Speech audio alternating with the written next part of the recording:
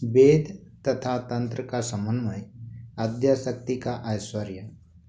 इधर जहाज कलकत्ते की ओर जा रहा है, उधर कमरे के भीतर जो लोग श्री रामकृष्ण के दर्शन कर रहे हैं और उनकी अमृतमयी वाणी सुन रहे हैं, उन्हें सूद नहीं कि जहाज चल रहा है या नहीं। भंवरा पोल पर बैठने पर फिर क्या भनभनाता है। धीरे धीरे जहाज दक्षिणेश्वर छोड़कर देवालयों के चित्ताकर्षण दृश्यों के बाहर हो गया।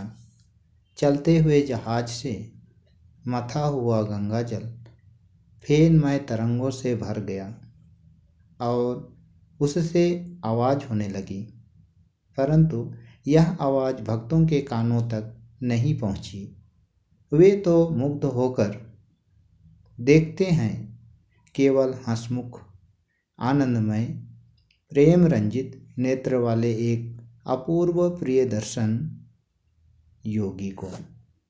वे मुग्ध होकर देखते हैं सर्वत्यागी एक प्रेमी विरागी को, जो ईश्वर को छोड़ और कुछ नहीं जानते। श्री रामकृष्ण वार्तालाप कर रहे हैं। श्री रामकृष्ण वेदांतवादी ब्रह्मज्ञानी कहते हैं, सृष्टि स्थिति प्रलय जीव जगत यह सब शक्ति का खेल है। विचार करने पर यह सब स्वप्नवत जान पड़ता है। ब्रह्म ही वस्तु है और सब अवस्तु। शक्ति भी स्वप्नवत अवस्तु है। परंतु चाहे लाख विचार करो, बिना समाधि में लीन हुए शक्ति के इलाके के बाहर जाने की सामर्थ्य नहीं। मैं ध्यान कर रहा हूँ, मैं चिंतन कर रहा हूँ, यह सब शक्ति के इलाके के अंदर है, शक्ति के ऐश्वर्य के भीतर है।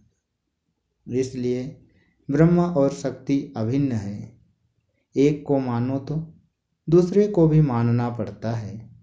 जैसे अग्नि और उसकी दाहिका शक्ति, अग्नि को मानो तो दाहिका शक्ति को भी मानना पड़ेगा। बिना दाहिका शक्ति के अग्नि का विचार नहीं किया जा सकता। फिर अग्नि को छोड़कर दाहिका शक्ति का विचार नहीं किया जा सकता। सूर्य को अलग करके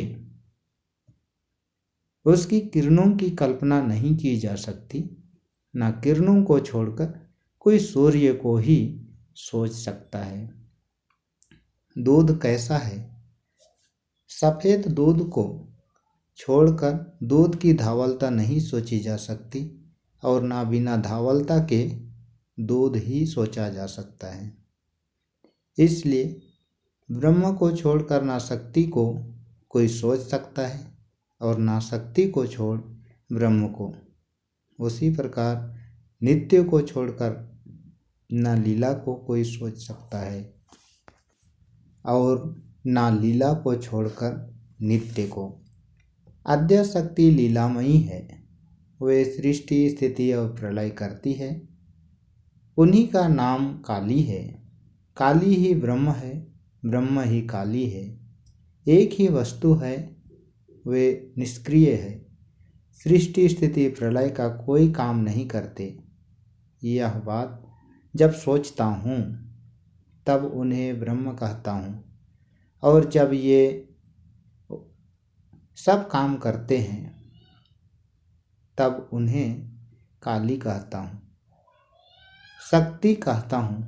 एक ही व्यक्ति है, भेद सिर्फ नाम और रूप में है। जिस प्रकार जल, वाटर और पानी, एक तालाब में 3-4 घाट हैं। एक घाट में हिंदू पानी पीते हैं, वे जल कहते हैं, और एक घाट में मुसलमान पानी पीते हैं, वे पानी कहते हैं, और एक घाट में अंग्रेज पानी पीते हैं, वाटर कहते हैं।